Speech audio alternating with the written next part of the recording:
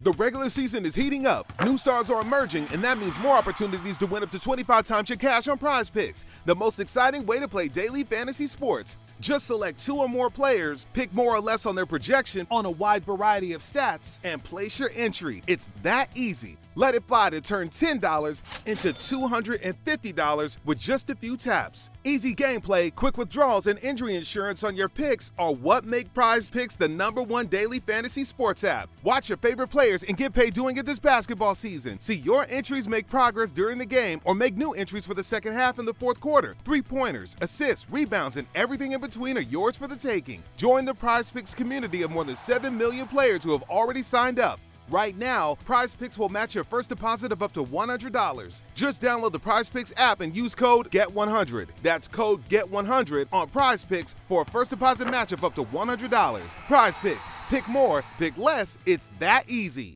So our podcast is called Right and Wrong. Are these your notes? These Are these your notes about what we're going to say? Anything. Nailed it. It's a short answer. So how many novels did you not finish? Oh my God, so many. It was perfect. What's she talking about? This is nonsense. Ooh, a spicy question. I love it. This is it, guys. The big secret to getting published is you have to write a good book. You heard it here first.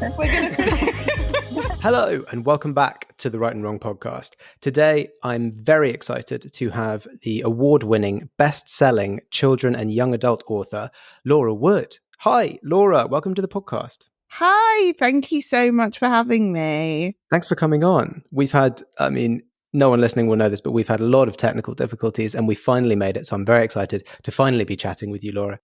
Let's start things off with the exciting new thing, your latest novel, The Agency of Scandal, which is out January 5th.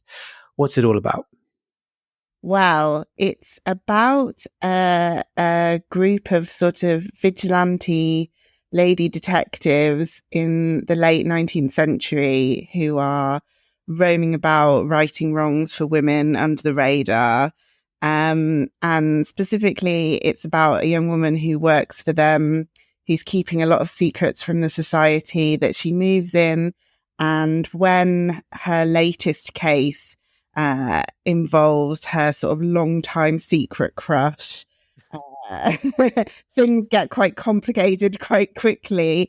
And it's just a really fun, tropey kind of caper, I guess. There's a dual heist, there's lots of running around all over the country, there's villains. It's very good fun, I think.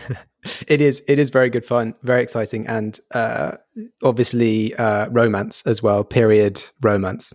Yeah, that's a big thing for me. That's my favorite. So yes. And I noticed whilst I was looking you up that you actually have a PhD in 19th century literature. Yes, that's true. What is it about this period that really draws you in? Well, it's funny because my first YA historical novels, so the first 3 of them are all set in sort of the late 1920s, early 1930s. Yeah. And that was so much fun to write about. And I think in the back of my mind, because I do have this interest in Victorian literature and Victorian history, that sort of Victorian world, I suppose I sort of knew that I would end up there in the end. But I think it's really such an interesting period because it's the first time I think that you see the accelerated level of change that we now accept as being sort of normal in terms of technology, in terms of industry, but also in terms of, culturally and socially, the way that people are thinking. For women, things are really changing in that period. Slowly. Yeah. But, that's where things start to get really interesting for me. So I was just always felt like there was a real natural point for me, because I like to write these kind of coming of age stories about young women it's such a rich setting for that, I think. Yes. And you mentioned technology and the sort of changing of technology. I have to ask, this is a sort of mystery scandal heist affair, as you mentioned, does it help setting a story like this in a time before mobile phones and the internet? I mean, certainly it helps with quite a lot of tension because you can't just immediately clear something. Yeah. Google said. So yeah, in terms of pacing, definitely it helps when you don't have to deal with those things. And I also think that it is really hard writing contemporary fiction because you're dating yourself so immediately because things change so quickly, and the process of writing a book can be quite long, even in the time between you writing the book and the book being published. Things can change so much. So, in that sense, it does make things easier. Yeah, no, that's so true. I mean, a great example was, I know that having spoken to a few agents through kind of lockdown and the global pandemic, is that they said that there was an inundation of people writing stories about lockdowns and pandemics, and at a certain point it's like everyone's so sick of this that no one wants, because we're living it, that no one wants to read it. And the turnaround time for publishing, as you say, is long. So by the time you've written it. Yeah, and I was having exactly this conversation with my publicist Harriet yesterday. She was saying that they got some feedback on a novel that was set in 2020 about how it was, unrealistic because it didn't mention COVID. That the book had been written in sort of 2018 or something. Yeah. So it's kind of like, well, I'm sorry that we weren't prescient about the oncoming global pandemic happening. But yeah. It's always the danger. It's like with was it Back to the Future? Didn't the future date of Back to the Future was like some years ago, and everyone was saying, "Oh, what do we have? What don't we have?" Where are our hoverboards? Yeah, yeah, exactly. I think one of the shoe brands actually made the shoes that they have in Back to the Future that do themselves up. But that's excellent. But we're getting off topic. I'm all for that. I think we should be having that. Let's look to Back to the Future. Yeah. Let's look at what people thought the future was going to be like back then. Getting back on topic, is this your fifth or sixth YA novel? This is my fifth YA novel, yeah. And I write middle grade as well, and then I also have done some books with Barrington Stoke, which is a amazing dyslexia friendly publisher. So yes, amazing. So with this novel, The Agency for Scandal, your previous novels are very much coming of age romance, like the ones you mentioned set in the early 1900s. Did you feel like with this one you lent more heavily into the mystery sort of caper side of things? Yeah, I think definitely. So the book that I wrote before this, A Single Thread of Moonlight, which is the first one that's set in this time period, is set in 1899. This is where it gets confusing, which is 2 years after this book is set in 1897. But when I wrote that book, it had a much stronger mystery element to it. And I don't know if that's partly, a natural thing where, having written 3 sort of romantic coming of age stories, I wanted something a little bit different. I also don't know if it's because in my mind that Victorian period lends itself so well to a sort of detective-y crime feeling. I absolutely love Enola Holmes, for example, that's just come out. The second one. And the books, of course. But I love that feeling of sort of Victorian Sherlock Holmes-y, foggy London. So that was certainly there as well. But yeah, with A Single Thread of Moonlight, I think I got a taste for that and enjoyed it so much that then it became an even bigger focus in this most recent book. Okay. So it could be that the book and the kind of characters just sort of grew into this, or it could be that you wanted to, your natural evolution as a writer, I guess, where you've done a lot of romance, you wanted to reach out and try some more things. Yeah, absolutely. But also, I think what's really interesting to me about writing The Agency for Scandal was that it changed itself as I was writing it. Because when I started it, the kind of vague idea I had in my head was all-female detective agency. And then as I was writing the book, it became something slightly different, which is that it is an all-female detective agency, but it's a secret one that works exclusively for women, and that specializes in kind of digging up dirt on powerful men to sort of liberate or aid or help in some way the women in their lives. So it became something else. It isn't the straightforward, at first I was thinking it's a detective agency. It's going to be a shop. People can go in and talk to the detective and, book them for a case, and it in that very traditional format. And it was when I was writing it, it started to turn into this thing that was sort of underground and secret, and that engaged with a specific kind of, I keep saying there's this sort of thin thread of anger and rage that runs this very light, rompy book. Yeah. But it's absolutely there, and I really love that about it.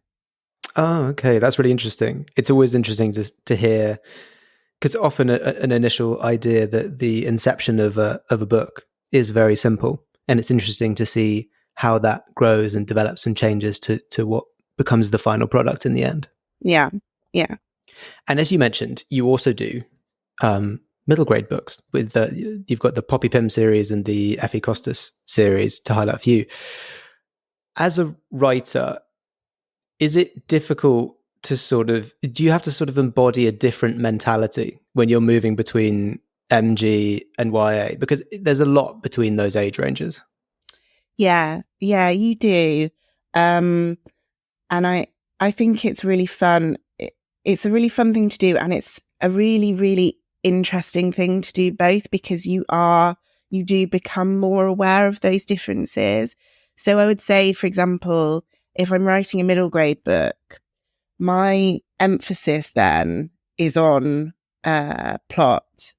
And I would be thinking structurally about writing short chapters, and I would want each chapter to have its own momentum that builds to a kind of climax. So that's quite difficult in some ways to structure a book like that. Because in my mind, I think a middle grade reader is more likely to be reading this in shorter bursts, or to be reading it in a classroom, or to be reading it and you want it to keep their attention. So I like to have, as much as possible, each chapter end on a bit of a cliffhanger, or like what's going to happen next feeling. Whereas with the YA books, especially because I think the YA that I write is at the top end of YA, age-wise, it's about sort of 18, 19-year-olds. There's a lot more space for reflection in that. There's a lot more space for a bigger and more complex emotional arcs. Yeah. There's a lot more space for description, in terms of the world building. In a middle grade book, the really great middle grade writers will manage to build an entire very vivid, bright world without taking up much space on the page. Yeah. And I always think that's one of the things that's so interesting about, if you're an adult and you go back to books that you loved when you were very young, is it's always so startling how simple they are. Because in your mind, when you read them as a child, there was so much detail, But that's because the writer is allowing and making space for an incredibly vivid young child imagination. Yes, exactly. They're just sort of laying the groundwork for you to then create all the extra details yourself. Absolutely, that's what I think. So there is a real difference in both in structure and in tone, I think, in the writing of the two different ones. Yeah, no, 100%. And I think, do you think that there's more room with something like YA to have more sort of moral ambiguity, to have almost the villains a lot of the time in YA can be more sort of respectable in a way, or like relatable, I guess is the word I'm looking for. Whereas in MG, it feels like there's almost a sort of precedent where you need to have very clear cut, this is the bad guy, this is the good guy. Yeah, I do think that. I mean, I think that's such an interesting question, and I think it's actually a really complicated answer, isn't it? Because I think what you say is absolutely true. That in middle grade there is definitely a much more clear cut. Here is the good person, and here is the villain. Yeah. And in some ways, I think that is a bit of a hangover from, one of the reasons that I was so interested in the Victorian period academically was because that's really where you see the birth of children's literature as we understand it, because suddenly children can read, and books are so much more accessible. And so, there's this real golden age of children's literature during that time. But actually, and I mean, a lot of these books haven't survived for that reason. So much of that material was really explicitly moralistic and really interested in how to be a good child. So I think that actually there is still a slight hangover from that, even in our middle grade today. But it's also, which is difficult because you're also balancing it against the fact that as a children's writer, you do have a responsibility. You are, reading is so intimate. You are getting in someone's head. You do have, I think, a responsibility to model,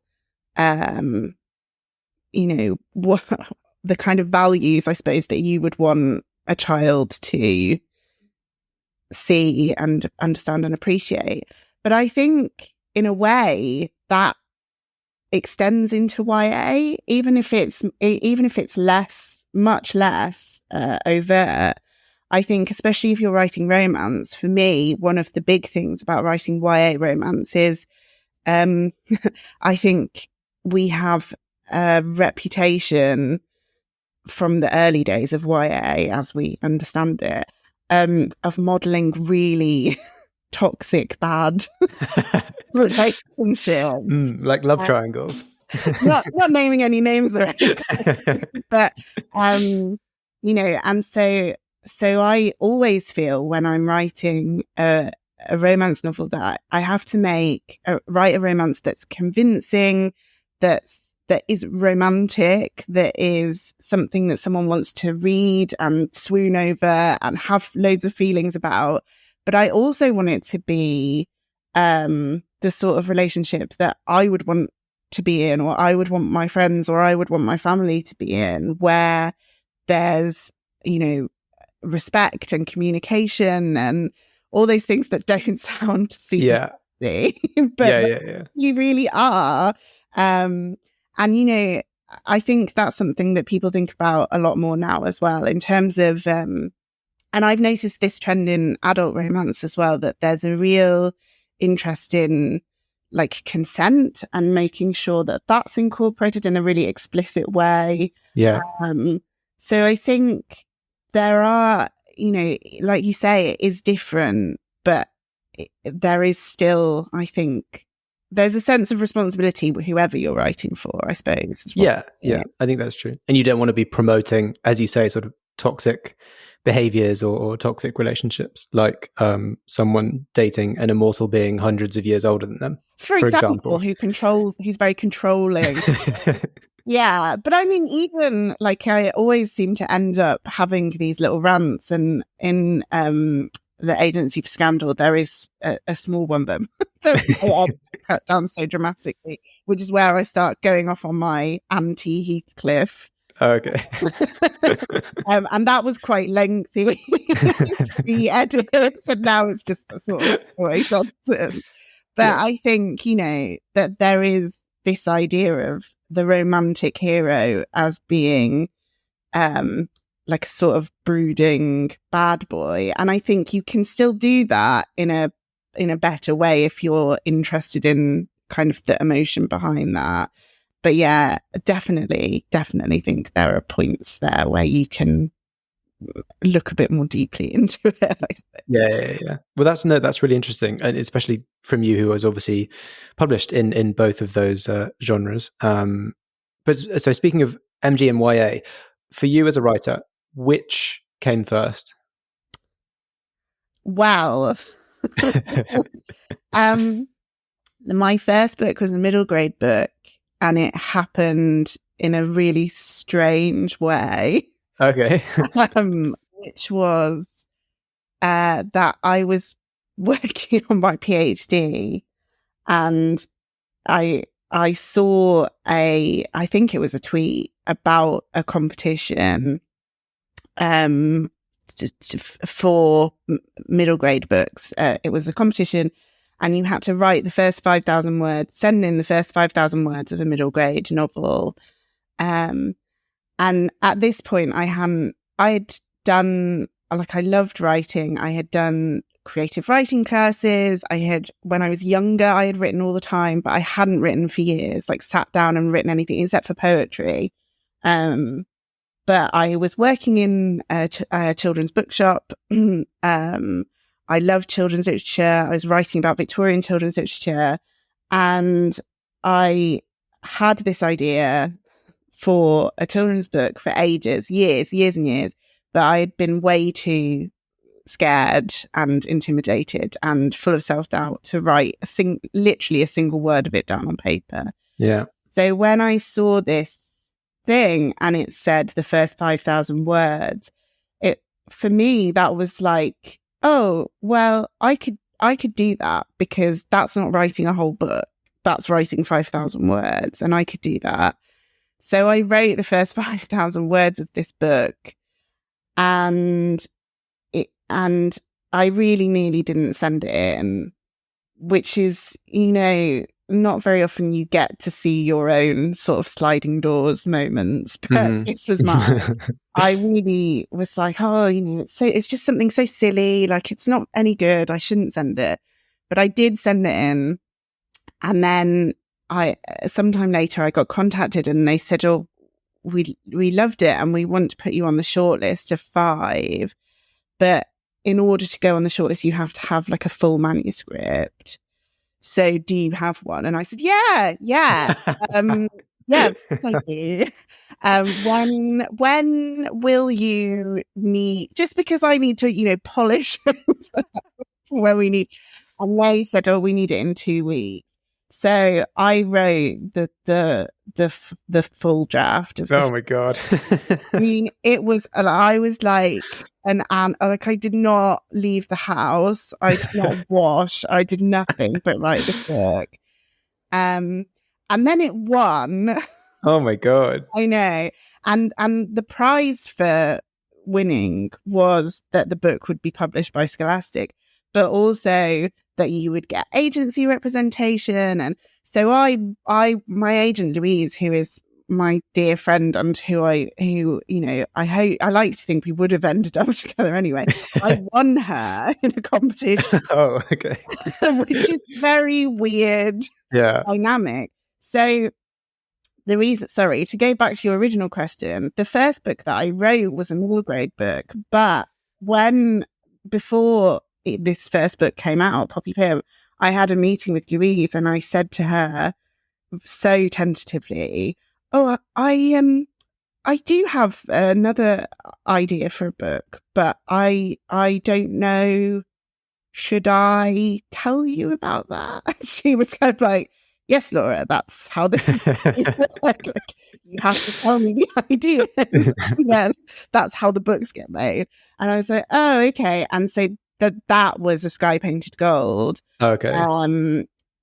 So we, and as soon as I talked to her about it, she just lit up. She took that to Scholastic and they bought it off the outline. Wow. Yeah, it was amazing. It was so lovely to feel that people just really responded to that idea so immediately.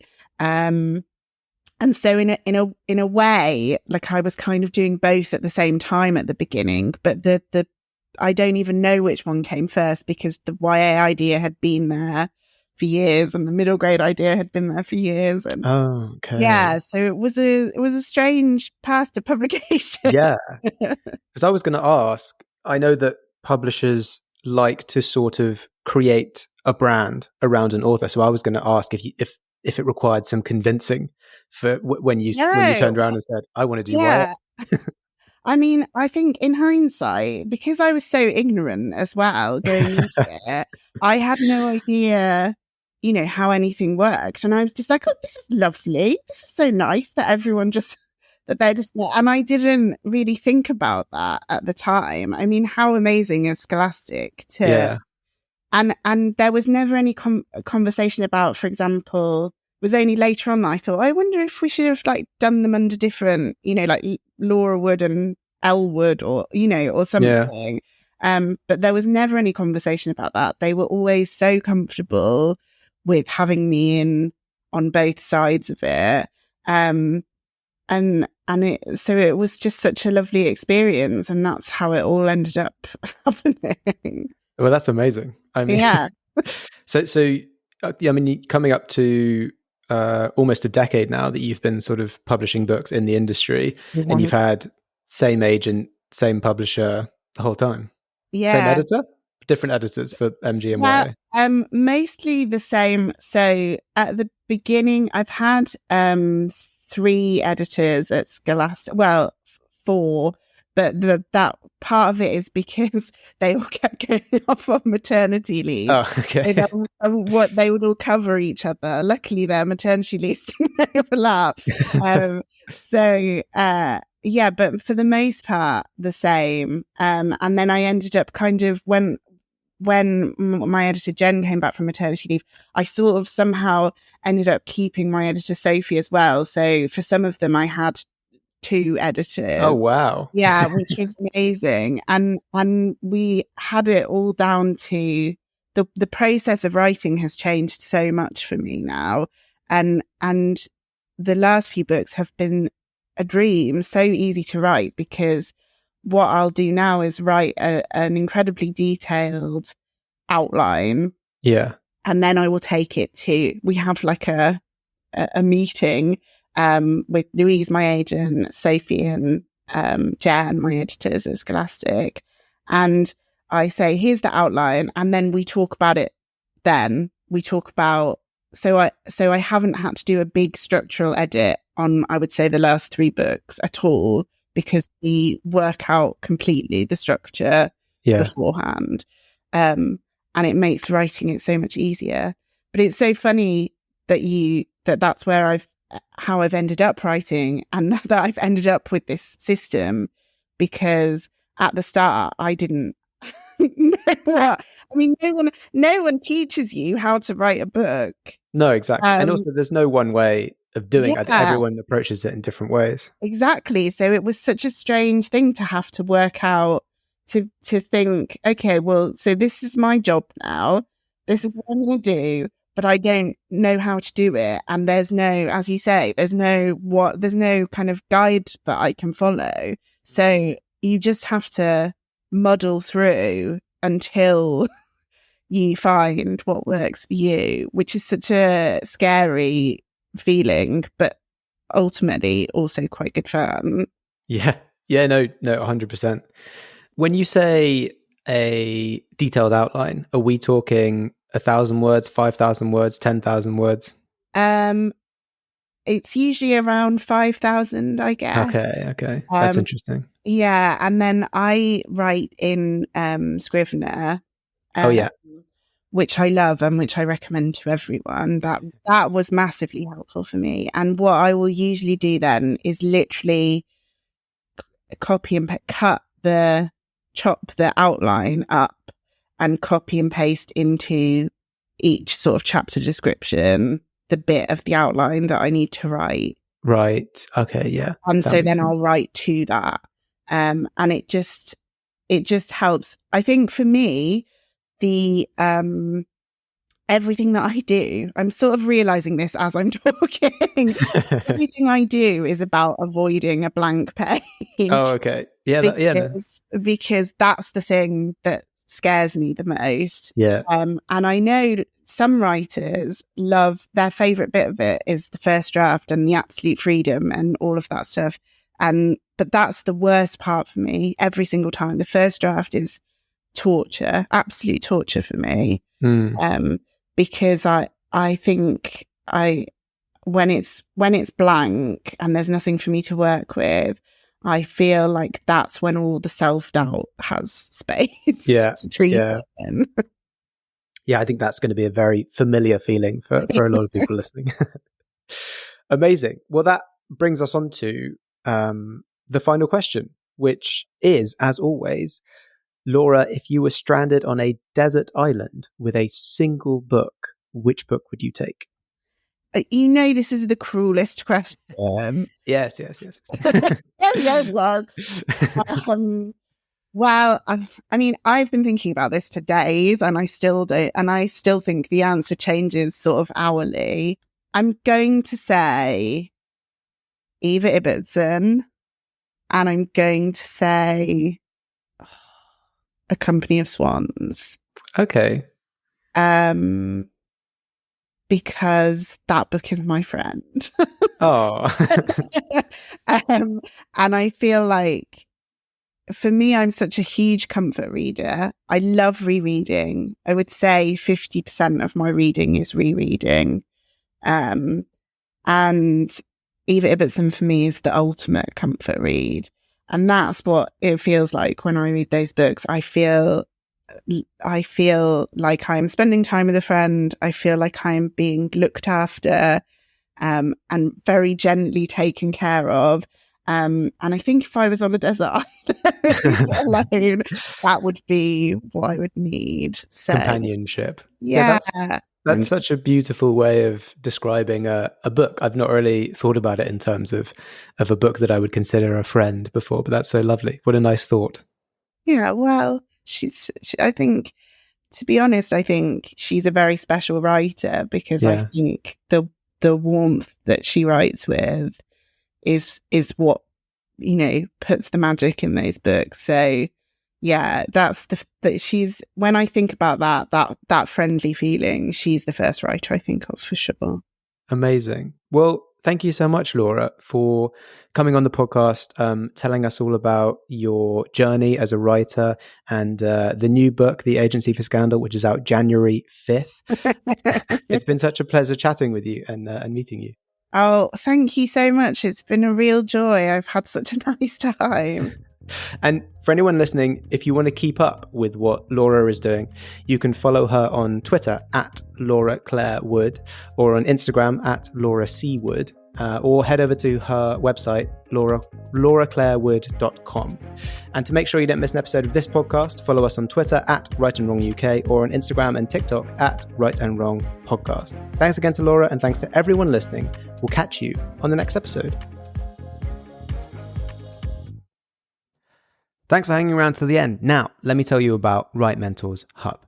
A subscription to Write Mentors Hub gives you access to an online community where children's writers at any stage of their writing and publishing journeys can interact, share advice, offer support, develop craft, and advance their careers. From craft talks to TikTok strategies, a shoulder to cry on while querying agents, or marketing advice for your soon-to-be-published debut, there's something for everyone. Every day is a writing day for Hub members, with an ever-growing range of initiatives like critique groups, workshops, pitching events, writing sprints, Q&As, and many, many more. The Hub is constantly expanding, so go and check out the Write Mentor website for the full and up-to-date list of member-only benefits. You can get your first month completely free if you enter the coupon code Right and Wrong at the online checkout. That's WRITE, the and symbol, WRONG, at checkout for your first month free. So go join the Hub, Write Mentor's supportive community of storytellers, because writing can be lonely, but it doesn't need to be.